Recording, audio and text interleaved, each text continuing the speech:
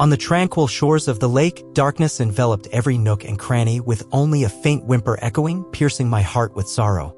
I called out, and in the darkness, a pair of sparkling eyes gleamed with worry like a ray of light. I couldn't believe what I saw, a tiny dog lying in a small box by the roadside, its hind part completely missing and wounds shining on its matted fur. Its fragile yet sorrowful gaze made me recognize the pain and despair within the soul of this animal. Approaching cautiously, I attempted to communicate with the dog. But with each approach, it recoiled in fear and apprehension. I couldn't bear to see it suffer again. I gently placed my hand on the dog, letting it know I meant no harm.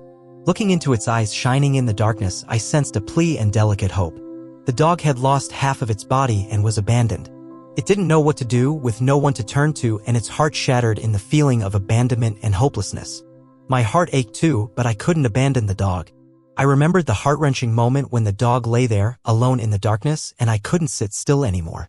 I decided that something had to be done, that I had to find a way to help the dog escape its current plight. Though initially reluctant, the dog gradually began to trust and accept my care. I spent time nurturing it, providing food and water, as well as comfort and love it deserved. Despite my best efforts, I realized I couldn't provide everything the dog needed. I needed help from others, those with more knowledge and experience. I decided to take the dog to an animal rescue center where it would receive proper care and treatment.